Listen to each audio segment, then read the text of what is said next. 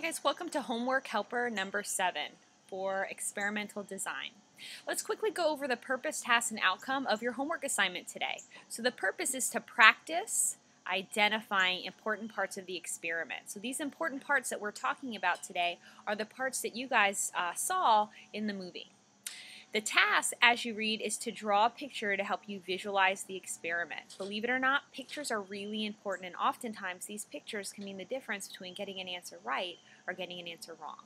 Okay? And the outcome that we're looking for today is 5 important parts. And the 5 important parts that we need you guys to know include the IV, as well as the DV, the control group, as well as the experimental group. And then finally, we also want you to be aware of the constants. All right, now that we know that, let's go ahead and read our experiment and see if we can figure out the 5 parts. So it says Superman and Batman are arguing about which muscle cream makes them look stronger in their spandex outfits. I'm going to go ahead and underline this last part of that statement. Which muscle cream makes them look stronger in their spandex outfits? Typically, the first sentence will tell us the IV and the DV.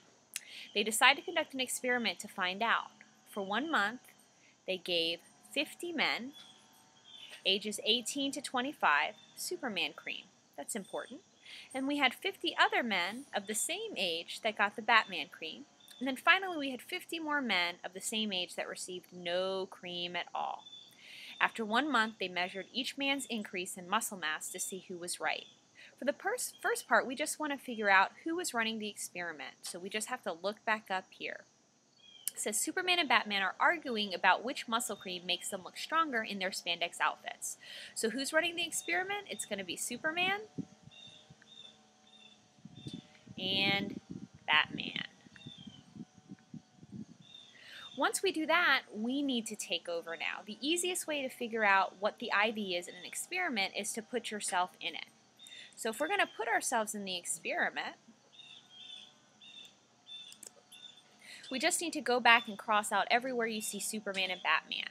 So I'm going to add my name. So where it says Superman and Batman, I'm going to say Cook.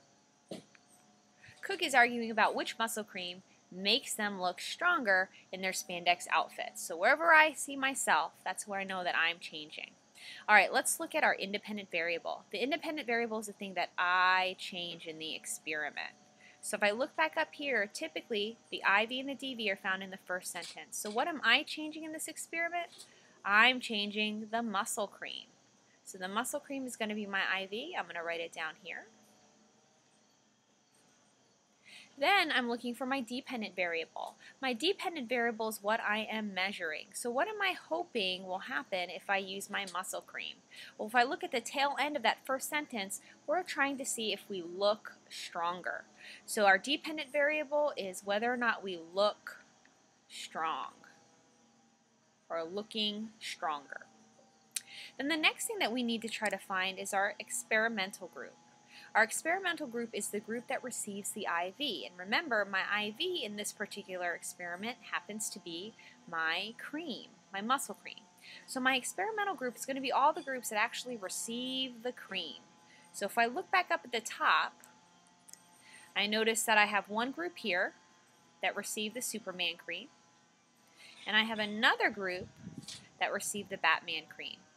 So these 2 groups are my experimentals because they actually received the cream. So if I go down here, for my experimental group, I'm going to write Superman cream and Batman cream. So this is my first group, which was a group of 50 men, and then I also had another group, which was a group of 50 men. Then I need to figure out my control. The thing to remember about control groups is that this is the normal group. We're not actually doing anything to it. So we need to find a group that has not received the IV, and again, the IV is the type of cream. So according to our reading, the group that did not receive the IV is the very last group. So we had 50 men of the same age that received no cream at all. So if that's the case, I could scroll down. And where it says control group, it's going to be the 50 men who did not receive the muscle cream. Finally, the last thing that I need to do is figure out my constants. My constants are things that are the same between all groups. So let's think back. Did all the groups have 50 men? They sure did. So 50 men would be a constant. Also, they were all roughly the same age. So they were the same age. That's also a constant, right?